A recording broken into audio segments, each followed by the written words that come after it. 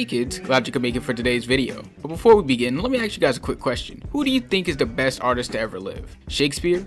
Mozart? Picasso? Well, let me ask you another question. Did Shakespeare ever park a Benz and get it shaken like Parkinson's? Did Mozart give Chief Keef one of his best features of all time? Or did Picasso ever feature God himself in one of his works? Oh, they didn't? Well, then that means that they're all fucking trash. Because the one we're going to be talking about today is the main man himself, Kanye West. But not today's Kanye though. I think I've done enough videos on present day Kanye. This time we're going to be going all the way back to 2013 when the man was claiming himself to be the new God. And while this was in the most toxic era of his career, the album that came from it sparked a whole new light within the mainstream hip hop scene. And for me at least became the best project Kanye has ever created, and I don't think can nor will ever be recreated.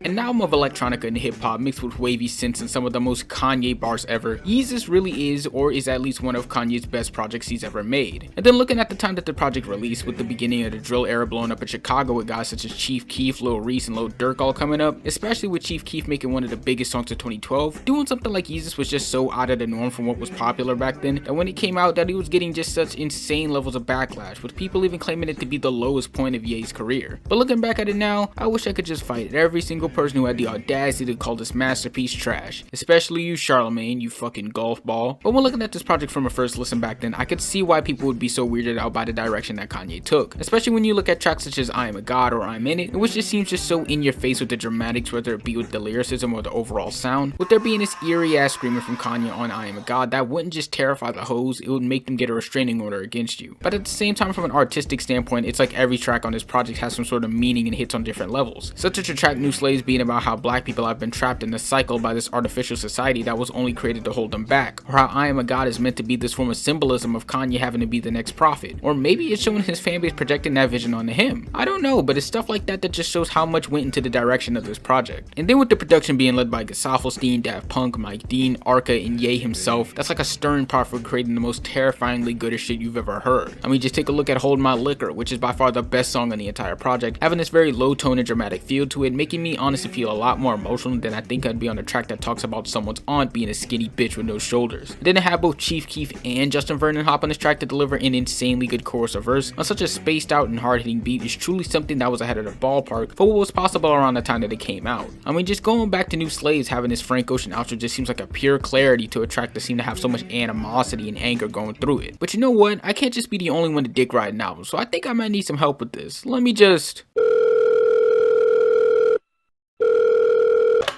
Yeah, hello? 108 mics? Yeah, you think you can help me out with this video? I'm just trying to tell people how good Yeezus is. Oh, you can? Great, then I'll just pass it on to you. Pretty much every hoity-toity outlet's review of My Beautiful Dark Twisted Fantasy had to write some shit about how the album's a grand statement on what it's like to be unable to escape the spotlight, and how nobody other than Kanye could have made this album, and... I mean, they're right, but I think Yeezus is actually a much more interesting examination of this exact same idea. Dark Twisted Fantasy's production was extremely grandiose and eclectic, pulling in a ton of features from other famous musicians, and creating something unique, but not alienating to a pop-friendly audience. Yeezus to me is a much more intimate look into Kanye's psyche, not only because the lyrics are more unhinged, there's significantly less features on the vocal side of things, with a few exceptions like Justin Vernon, King Louie, Chief Keef, and Chief Keef again, but also because the production is pretty abrasive, as if to scare off new listeners who aren't ready to literally enter his mind. The ridiculousness of the punchlines on nearly every track here might be easy to write off at first glance, but when you think about them in context of an album that's title is a fusion of his own name and Jesus Christ, and has a song called I Am a God on it, it becomes apparent that we're listening to a mentally ill person having a manic episode, with all of the attention and praise that this album gets only further feeding into it. I tend to roll my eyes a bit when I hear famous musicians make songs about how hard it is to be super rich and famous all the time, but Ye actually made something where I can empathize to the point of questioning whether or not it's morally okay to even be praising this album in the first place, because by extension, I'm making him feel more disconnected from reality. He can't live life like a normal person because everybody knows who he is and tends to have a strong opinion of him one way or the other. It's because of this that I find Yeezus to be a really fascinating and tragic album that also happens to have some of his coolest production so far. Does this make it his best album? Well, no, because it doesn't have Cuddy Montage on it. Thank you, Wallows, for having me on. I really appreciate it. If you like hearing the sound of my voice, then you know where to find me. Hopefully, maybe.